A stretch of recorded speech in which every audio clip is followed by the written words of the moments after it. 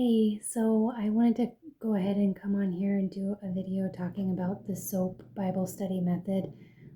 I know I've been mentioning it a lot in a lot of my recent videos, and I kind of just wanted to take a video to really just talk about what it is, why I'm doing it, and just kind of show you like some practical ways of doing Bible study if you're kind of at a place where you're not really sure where to start, or um, just how to get something out of every time that you read, because a lot of times we do just kind of open the word and we read something and we're really not even sure what we read and we don't feel like we're getting anything out of it, and so it's discouraging to continue doing it. And um, so I just kind of thought that I would show you what I'm doing, and maybe that will inspire you to set up your own Bible study time, or just getting started with doing something. So I will go ahead and plug real quick that I am focusing on being women of the word this month on wordinspiredwoman.com. The devotional topics for this month are all going to be about being in the word and just um, studying the benefits of it, growing in it, what we can get out of it as single Christian women, why it's important for us. It's important for everybody, but especially during your single season of going through all the emotions of that and the struggles.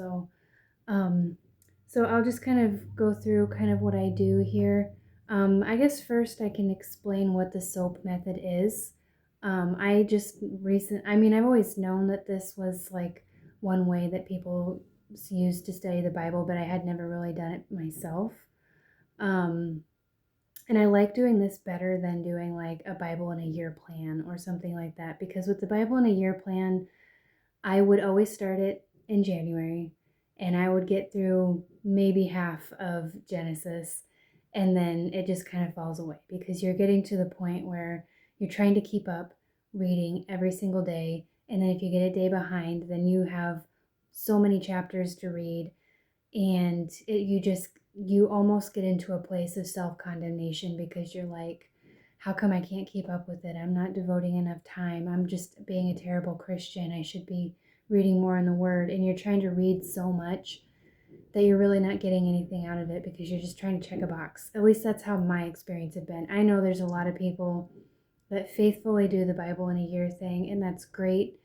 If it's helping you, you're in the Word. I'm not saying not to do it. I'm just saying for me, it's just never worked because it just always turned into, I ended up just being condemning of myself because I couldn't keep up. Something came up. I didn't get my Bible reading done.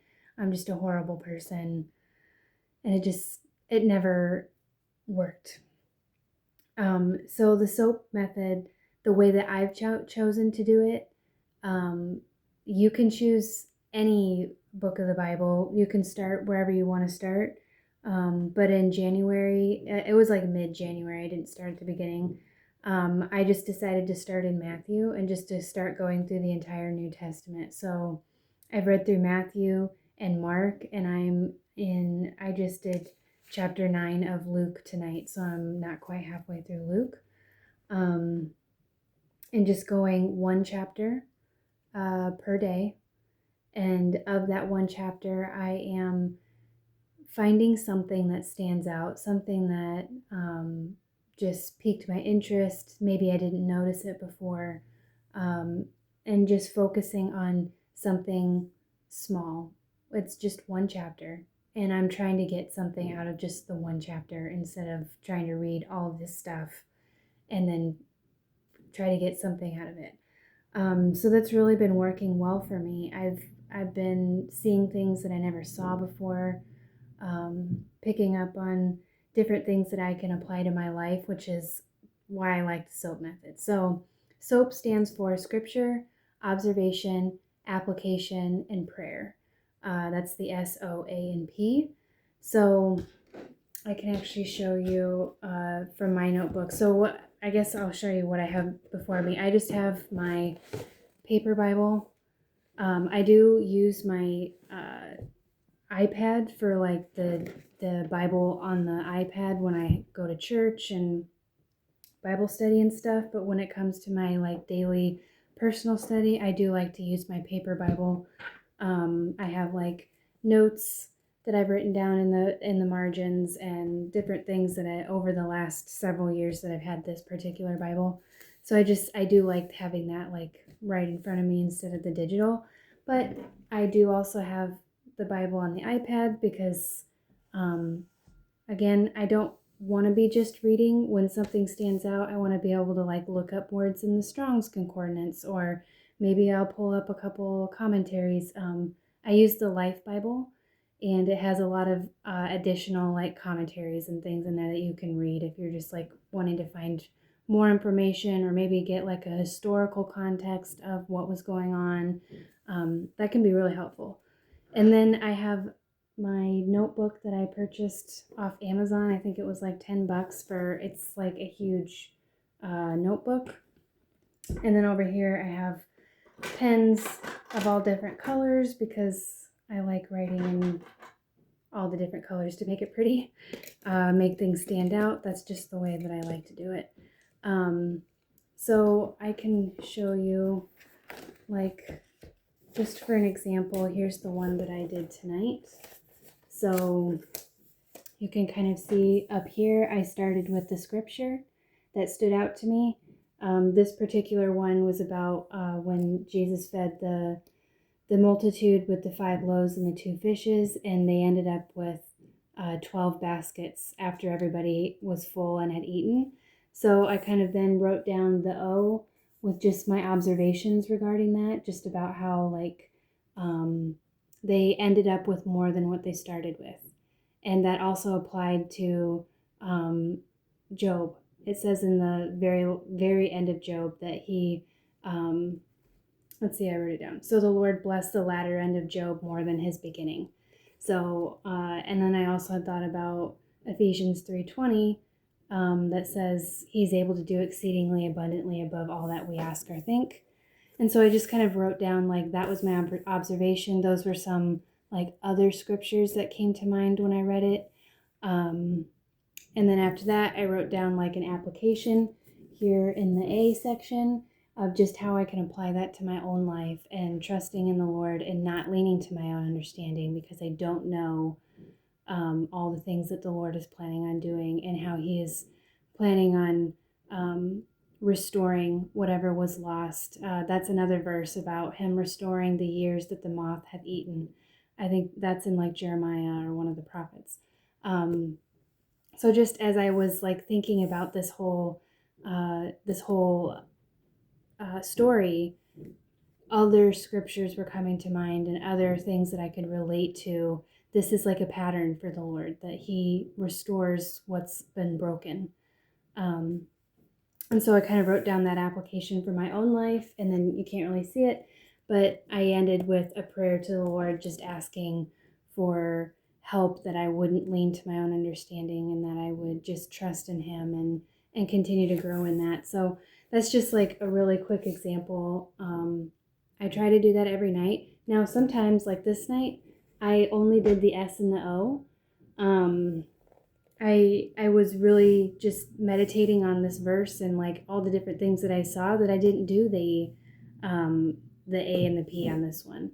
And I don't want to get so caught up in doing this method that I have to do every single step the exact same way every single time. I still want to be just led of the Spirit and just dwelling on whatever it is that He's revealing to me in the Word, even if that means I don't hit every single step of this method. The other thing is, today is April 2nd, and the last one that I did was March 31st, so I missed a day. And I'm not going to condemn myself for missing a day, or missing a 2-day, or, things happen. If it doesn't happen every day, I'm not going to be upset with myself about that. Things happen. But I do want to try to make sure that this is like my habit, that I do this every day, that I'm in the Word, I'm getting something out of it, and I'm growing, because I don't want to go back to that way of life where I only was in the Word on Sundays when I opened my Bible at church. I need to be in this for myself. This is so that I can grow and I can grow closer to Him and I can learn more about who He is and how He sees me. And that's whether you use the SOAP method or you don't, maybe you do the Bible in a year thing, whatever. As long as you are in the Word and you are getting something out of it and He is speaking to you through His Word, it doesn't matter what method you use.